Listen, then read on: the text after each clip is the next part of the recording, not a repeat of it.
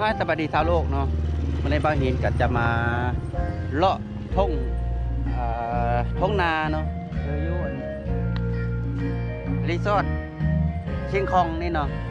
เนาะเดี๋ยวบ้านหินจะพาเข้าไปเลาะเบิ้งอยู่ไหนเนาะว่ามันเป็นเท่าไหนเนาะ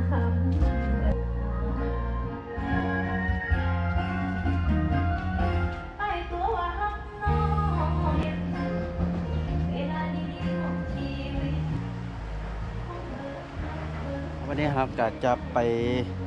ปากนั่นเนาะมากับลูกน้อยนะ จะไปปากเบื้องรีสอร์ทนะแล้วก็มาชมสายน้ำเนาะสายน้ำตอนนี้ก็คุ้นหลายเนาะเพราะว่าเมื่อคืนนี้ฝนตกแห้งเนาะฝนตกแห้งหลายเดี๋ยวเมื่อคืนนี้และนี่ก็เป็นจุดเช็คอินเนาะผาหอมยูผาหอมเนาะ จะมาถ่ายรูปให้ลูกน้อยกันนี่ไปถ่ายรูปนี่นะมันต้นอย่างนี่นะก็ดอกคูณแต่บ่ก็ดอกคูณเหรอดอกคูณอย่างนี้นะดอกคูณแต่บ่งามเลยนี่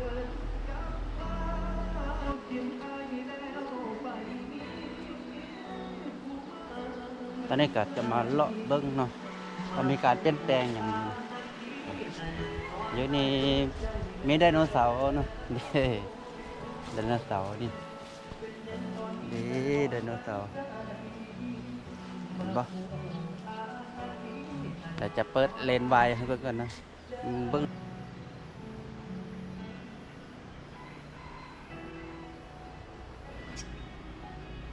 เห็นปะไดโนเสาร์เนาะนี่มีที่พักนำเด่นนี่เดี๋ยวจะพาไปขี่รถทีบ พาขี่รถทีบกัน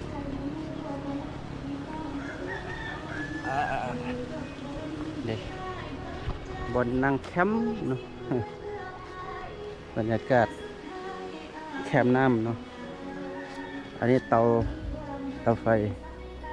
รถทีบนั่งชม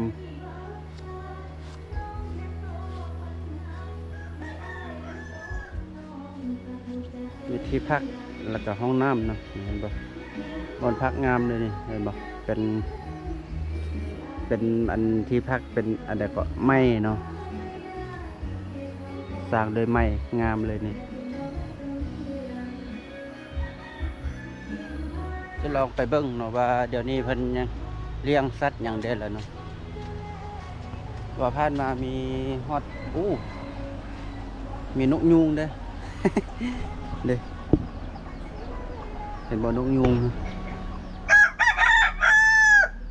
นะกับตัวใกล้เนาะเมื่อก่อนเห็นมีตัวลิงเดี๋ยวก่อนมีตัวลิงมีตัวนกหลายแต่บ่ฮู้ว่าเดี๋ยวนี้มีหยังเด้มีตัวลิงมีตัวกวางตัวฟานน้อยยังมีได้บ่ฮู้ยังอยู่ตัวกวางเนาะ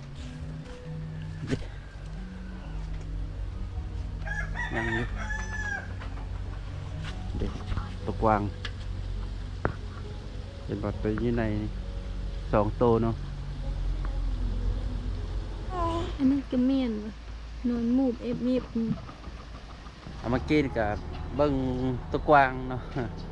เบิ้งที่พักเพิ่นไหมแบบอันนี้อย่างกองเข้าเนาะเห็นบอกงามเนาะเป็นเรือนแก้วนี่แล้วอันนี้เป็นตู้คอนเทนเนอร์นะงามเลยเราสามารถขึ้นไปเทิงดาดฟ้า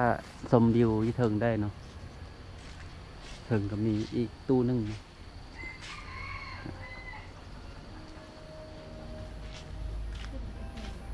ฮะไปแล้วนะ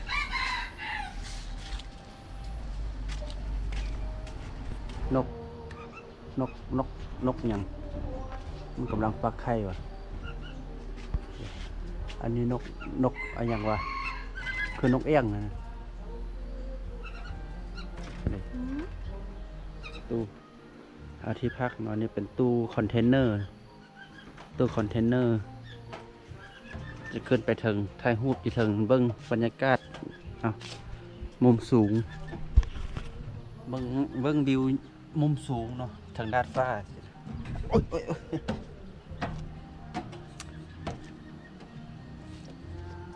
ยนี่มุมสูงเนาะเนี่ยเบิ่งกะเห็นท้องนาเนาะ เห็นท้องนา โอเคเนาะสำหรับคลิปนี้เนาะว่าเห็นกับพาลูกน้อยมาเลาะเล่นเนาะกะจะมีประมาณนี้แหละเนาะแล้วพบกันในคลิปต่อไป